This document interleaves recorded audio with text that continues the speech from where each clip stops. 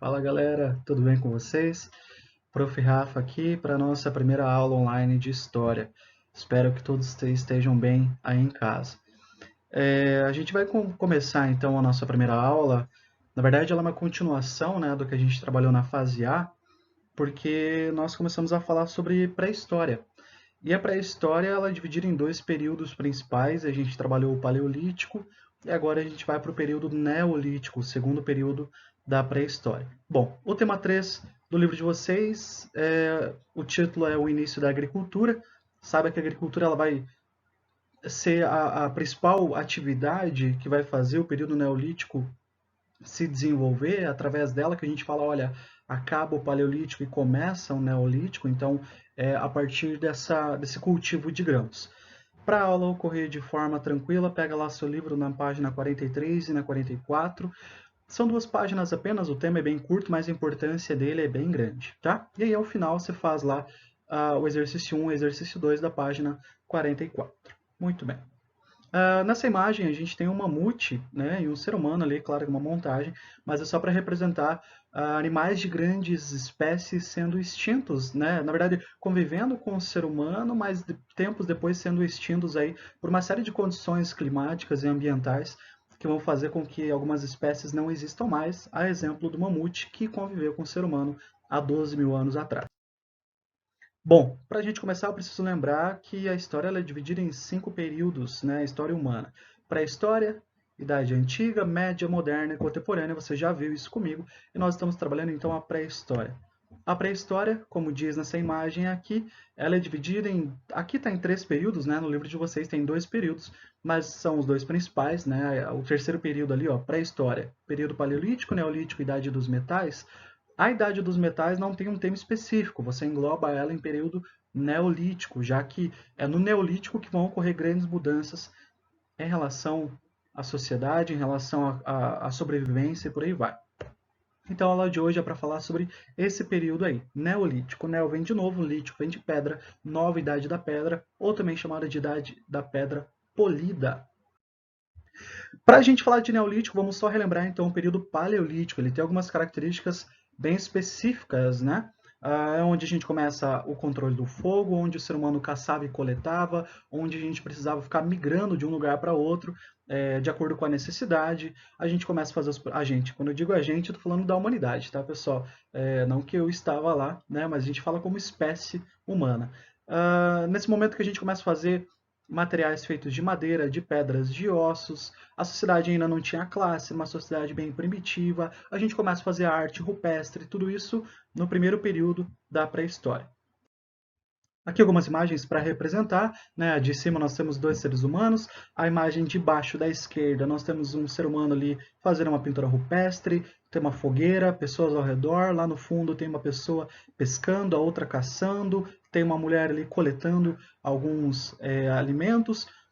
Vamos lembrar que a gente fazia caça de animais e a coleta de frutas, de vegetais e por aí vai. A gente chama de coleta de vegetais selvagens. Não que o vegetal era bravo, mas eram vegetais que nós, seres humanos, não tínhamos plantado. Não tínhamos plantado, então a gente chama de vegetal selvagem. E na imagem de baixo da direita, nós temos alguns indígenas ali. Por que coloquei essa imagem? Porque alguns povos indígenas ainda conservam esses hábitos de caça, de pesca, tá? Então não acho que a gente abandonou todas essas práticas aí, práticas que vêm desde a pré-história. E acima de mim tem algumas imagens que eu coloquei aqui. É importante falar, gente, essas imagens aqui elas são reconstruções faciais baseadas em crânios encontrados no mundo, tá? Então são reconstituições faciais feitas por computador, de acordo com os crânios encontrados, com os fósseis encontrados de primatas, de hominídeos que a gente encontrou pelo planeta. Lembrando que não são macacos, né? O primeiro e o segundo não são macacos, mas são primatas, são hominídeos. A gente viu na aula de evolução que a história baseada na ciência, a história baseada na evolução, ela trabalha com diferentes espécies que não existem mais, mas que nós temos fósseis que provam que elas existiram. Isso baseado na ciência. Essa imagem imediatamente que está acima de mim, desse senhor simpático aqui, ele não é Homo sapiens, ele não é da nossa espécie, ele é Homo neanderthal. ou neandertalenses, né, o termo específico correto. Prof, esse Neandertal que você falou que foi extinto? Não existe mais. O Neandertal ele era uma espécie parecida com a gente, era mais truncado, uma força física maior que nós, mas a inteligência não era igual à nossa. E aí, por uma série de motivos, ele acabou sendo extinto. Tá bom? Então, esse se chama uma reconstrução facial de um Neandertal. Ele não existe mais, tá bom? Bom, começando então a falar do período neolítico. A gente tem aqui no período neolítico, nessa imagem representa a aula de hoje. Por quê? Porque eu tenho a agricultura, que é a principal coisa que tem aqui nesse período. O ser humano começando a plantar, ok? Nós temos também animais domesticados nessa imagem. O que é o animal domesticado? É aquele animal que eu coloquei uma cerca ao redor dele, aquele animal que eu confinei, coloquei um cercamento ali para que eu engorde esse animal com os grãos que eu estou plantando e que ele futuramente sirva como alimento para a comunidade. Então a domesticação de animais vem nesse encontro de fornecer alimento, fornecer couro, leite, por aí vai, para os seres humanos que agora tem a agricultura, tem a plantação que agora eu uso para alimentar o meu animal. Nessa imagem você percebe também uma sociedade, uma vila que começa a crescer, né? Pessoas, você vê diferentes tipos de pessoas, pessoas que plantam, pessoas que cuidam, pessoas que limpam, pessoas que pescam. Então começa a complexificar, né? Começa a ficar mais complexo as sociedades humanas, de acordo com ou através da agricultura. Bom, é nesse período neolítico que a gente deixa de ser nômade e passa a ser sedentário, ou seja, começa a ter moradia fixa, não precisa ficar mais migrando. Por que não precisa mais migrar? Diversos fatores. Primeiro, a gente começa a encontrar lugares com muita comida para coletar, muito animal para caçar, mas também a gente começa a plantar. Então agora não precisa ficar mudando o tempo todo, ficar migrando o tempo todo. Agora a gente pode ficar mais tempo numa região. E a gente tem até hoje remanescentes, né, resquícios dessas primeiras construções, claro que são coisas simples, como você vê nessa imagem, né, pedras dispostas em lugares, mas que se remontam a construções pré-históricas. Aqui o Stonehenge, lá na Inglaterra, também um dos monumentos de pedra mais conhecidos aí da humanidade, ele também faz parte das construções pré-históricas.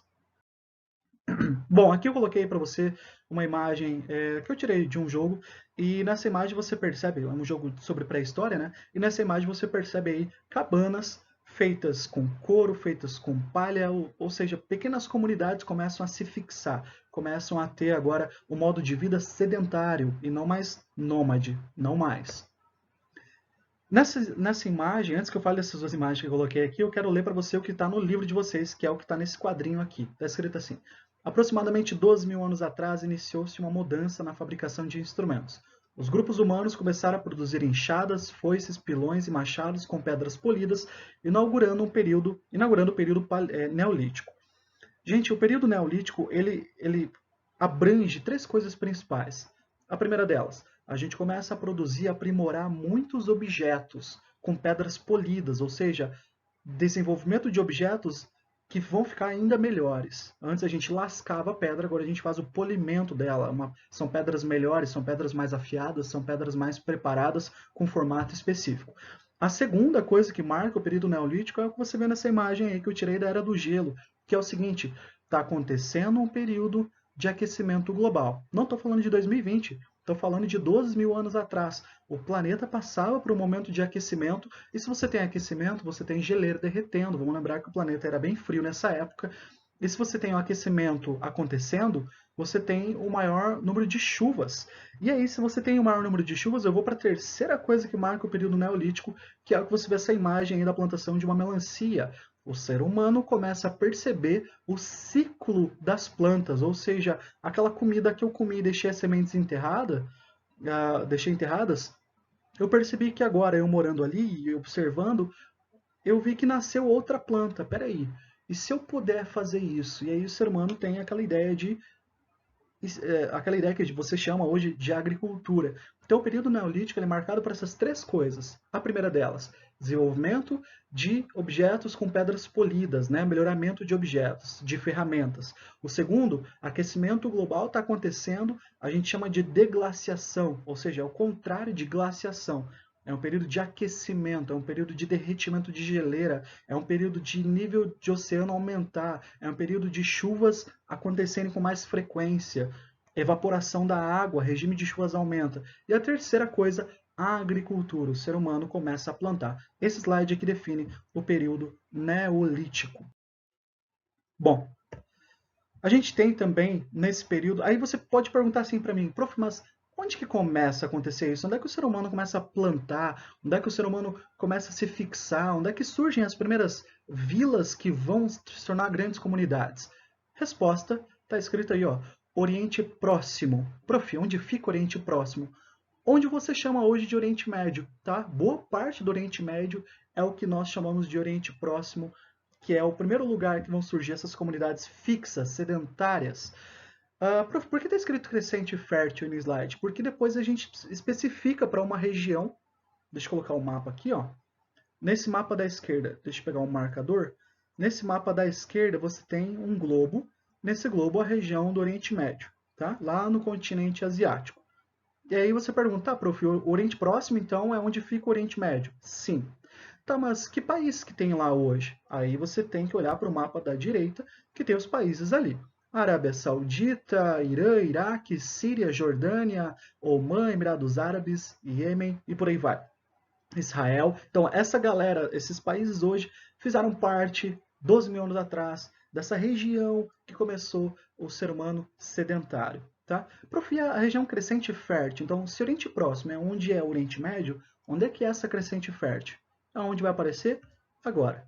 Essa região que eu fiz uma lua crescente azul aí, viradinha, é nessa região que as primeiras comunidades vão se desenvolver muito. Não é à toa que daqui a algumas aulas eu vou trabalhar uma civilização chamada de Mesopotâmia, a primeira civilização do planeta. O que é uma civilização? É uma comunidade grandona, complexa, com cultura, religião, estado, comércio, enfim. Então, prof, dá para falar que é a região que surge as primeiras cidades no mundo? Sim, é onde surgem as primeiras cidades no mundo, a região que a gente chama de crescente fértil, que está dentro do Oriente Próximo, que está dentro do Oriente Médio, tá bom? Aqui uma outra imagem também com pequenas cabanas ali sendo representadas.